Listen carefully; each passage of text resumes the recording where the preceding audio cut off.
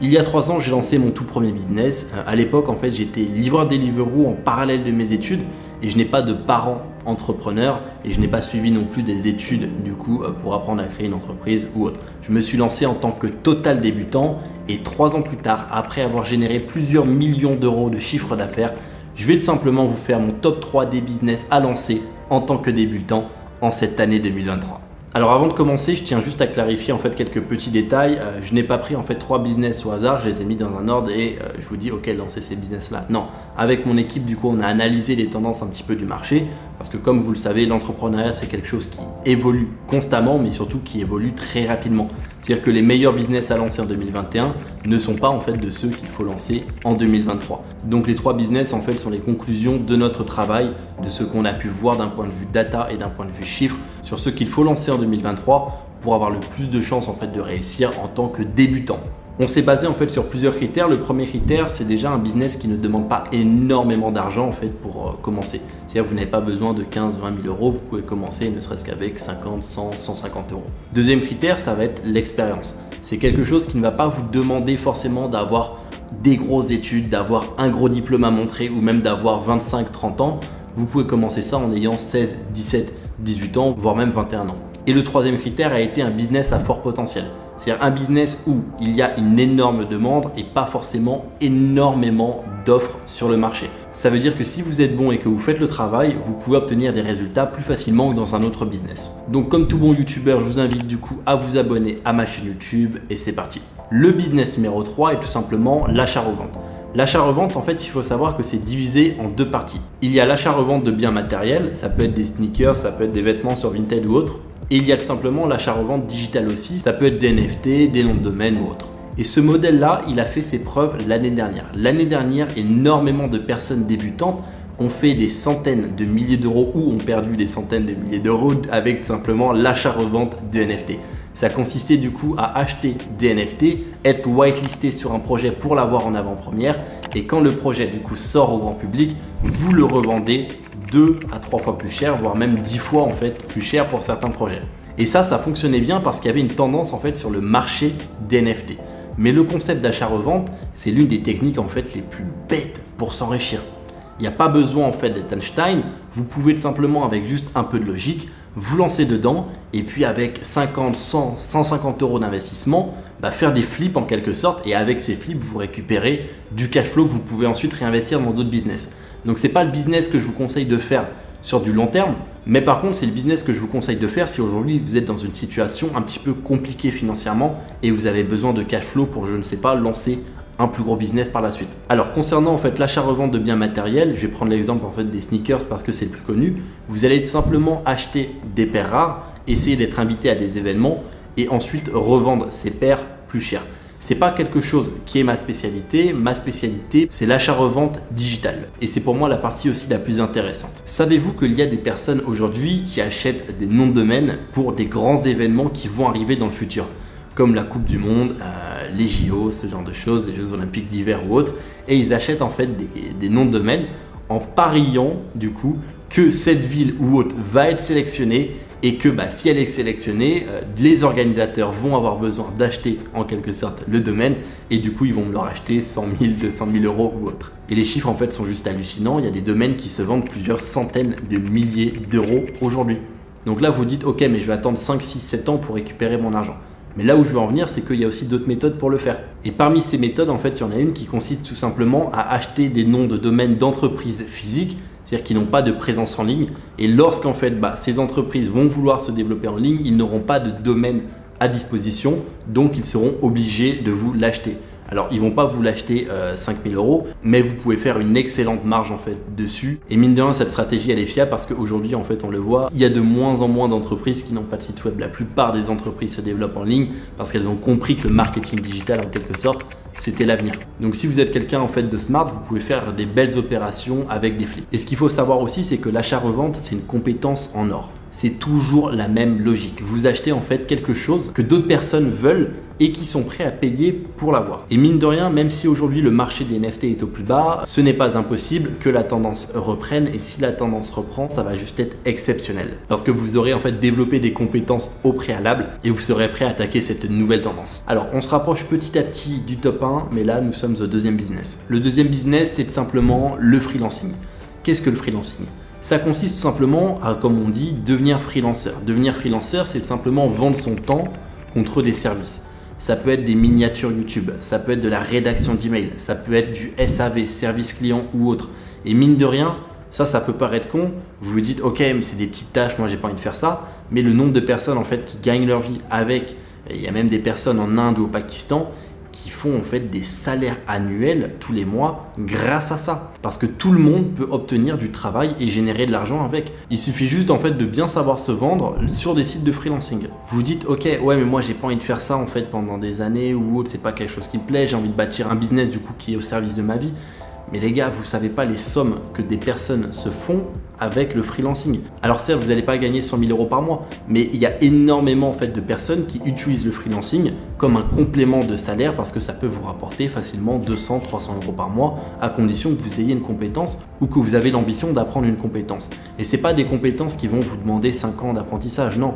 Apprendre à rédiger des mails ou à gérer un SAV, si vous êtes déterminé, en une après-midi, vous pouvez apprendre ça. Pareil, il y a même le graphisme ou autre, le montage vidéo par exemple. Et si vous apprenez ça, vous vous dites ok, pendant une semaine, je vais regarder des vidéos sur YouTube pour me former. Au bout d'une semaine, vous pouvez proposer vos services. Donc maintenant, comment en fait devenir freelanceur ? Il y a énormément de sites web du coup qui vont vous permettre de devenir freelanceur. C'est-à-dire que vous postez une annonce et il y a des entreprises qui vont se rendre sur ce site web, qui vont taper ok, je recherche un monteur vidéo, toutes les annonces vont défiler et en fonction en fait des avis que vous avez, vous allez tout simplement apparaître soit en haut, soit en bas. Donc d'où l'importance de faire du bon travail parce que le bon travail va en quelque sorte vous mettre en avant. Et une petite parenthèse que je veux faire, c'est que les deux business que je vous ai présentés jusqu'à maintenant, c'est pas des business à temps plein. Ce sont des choses que vous devez lancer aujourd'hui qui vont vous permettre de générer de l'argent et de réinvestir par la suite dans quelque chose de plus stable, dans quelque chose de plus scalable et qui a un plus gros potentiel. En tout cas, il y a peut-être des personnes qui vont vous dire oui, ce sont des business, mais c'est simplement le processus que moi j'ai utilisé pour devenir millionnaire aujourd'hui à l'âge de 23 ans, mais surtout avec des business qui sont automatisés, scalés et sur lesquels je n'ai pas forcément besoin de travailler toute la journée. Et l'anecdote qui est assez rigolote, c'est qu'aujourd'hui, j'ai tellement un stade d'automatisation et de process poussé dans mes entreprises que des fois, en fait, lorsque j'arrive au bureau, je ne sais pas quoi faire, tout simplement. Parce que j'ai juste à checker des messages, répondre de temps en temps, mais des fois, j'arrive et je ne sais pas quoi faire. Mais bon, c'est bon signe quand on arrive à ce stade-là dans l'entrepreneuriat parce qu'énormément de personnes oublient que le but d'un entrepreneur, c'est pas tout simplement d'être H24 en train de travailler. Non, c'est de bâtir du coup un business au service de sa vie, un business en fait qui va te permettre d'être libre, qui va te permettre de voyager, qui va te permettre de kiffer. Et ça, je pense que trop de personnes l'oublient. On a trop cette vision start-up où je vais bosser pendant 20 ans. Mais le pire, c'est que tu n'as même pas besoin de ça pour devenir millionnaire. Moi, j'ai pas bossé pendant 20 ans et je n'ai pas non plus bossé du coup comme un acharné. J'ai bossé de manière intelligente, je me suis posé les bonnes questions. Et je connais des personnes aujourd'hui qui travaillent beaucoup plus que moi, mais qui par contre ne sont pas smart dans leurs actions. C'est-à-dire elles font des choses qu'elles pourraient déléguer ou elles font des choses qui ne sont pas nécessaires pour leur entreprise. Et ça, c'est hyper important de peu importe le stade en fait dans lequel vous êtes dans votre business, c'est de toujours garder votre logique. Et la logique, pour moi, c'est la meilleure arme que vous pouvez avoir aujourd'hui en tant qu'entrepreneur. Et le top 1, mesdames et messieurs, c'est tout simplement une agence SMMA. C'est le business que je recommande à tous de lancer. Et écoute bien ce que je vais te dire parce que ça peut littéralement changer ta vie. Déjà, avant tout, qu'est-ce que c'est ? C'est tout simplement le fait de proposer des services en marketing digital à des entreprises. Et là, tu vas me dire, oui, mais moi, je ne sais pas quoi vendre. Ça peut être la gestion en fait d'un compte Instagram d'un rappeur. Ça peut être de lancer des publicités Facebook pour une salle de sport. Ce sont en fait des services liés au marketing digital. Et je challenge aujourd'hui quelqu'un de venir me voir et de me dire qu'il existe en 2023 un meilleur business à lancer en tant que débutant. Parce que le SMMA reprend selon moi les critères les plus importants qu'un business doit avoir lorsqu'on débute. Premièrement, c'est l'investissement financier. Le SMMA ne nécessite pas énormément d'investissement financier. C'est quelque chose que vous pouvez lancer avec 0 € hors formation. Parce que là, on parle de la création d'un business et un business, il faut se former. Deuxième chose, c'est le potentiel financier. L'achat-revente, mine de rien, ça va être compliqué de générer 100 000 € par mois de manière récurrente. Alors que une agence, vous pouvez générer 1000 euros par mois comme vous pouvez générer 100, 200, 300 000 euros par mois. Et d'ailleurs, j'ai fait une vidéo à ce sujet où je montre comment avec mon agence A7 Media, on a réussi à générer plus de 250 000 euros de chiffre d'affaires en un mois. Et vous inquiétez pas, vous pourrez aller la voir, je mettrai du coup le lien de la vidéo à la fin de celle-ci. Et troisième chose, je vais appeler en fait le facteur tendance. En 2021, c'était le dropshipping. Le dropshipping, tout le monde en parlait, énormément en fait de gens achetaient sur internet. C'est toujours le cas aujourd'hui, mais la tendance a énormément diminué parce que les gens se méfient en quelque sorte du dropshipping. Certes, beaucoup de gens commandent, mais aujourd'hui les gens font beaucoup plus attention lorsqu'ils commandent, donc ça devient beaucoup plus compliqué de lancer un site en drop et de générer de l'argent. Et le marketing digital aujourd'hui, c'est tout nouveau. Allez parler, on va dire, à 5 chefs d'entreprise, je vous assure qu'il y en a plein, ils vont vous dire ok, à quoi bon lancer des publicités sur Facebook, ça sert à rien, je préfère faire des prospectus. Mais c'est là où les mecs en fait ils ont tort, c'est que le jour où ils vont se rendre compte tout simplement que lancer des publicités, vous pouvez cibler en fait le client qui est prêt à passer à l'action, vous pouvez cibler des personnes qui sont à côté du business en leur offrant, je sais pas, un code de réduction ou autre. Vous pouvez en fait décupler le chiffre d'affaires de l'entreprise grâce au marketing digital.